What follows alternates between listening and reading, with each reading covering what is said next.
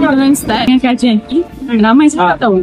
Dia bukan senang start approach berniaga ni. Nak tengoklah the nature of the job very fast paced. Tapi bila you pergi ke lapangan, kawasan lapangan, mereka sangat dari segi membantu penyelidikan.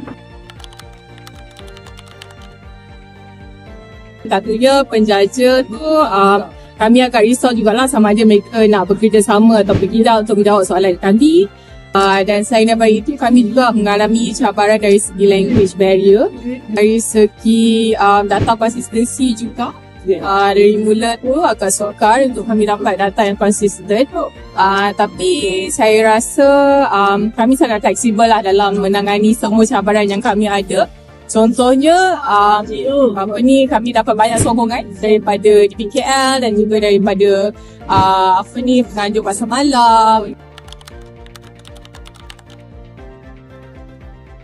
Very familiar to us as Malaysians. It's part of our culture.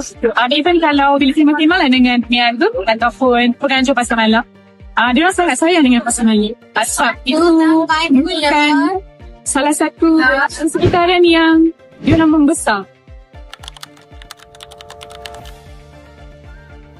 So pertamanya governance structure di pasar malam pun sangat tinggi sebab dia banyak layer.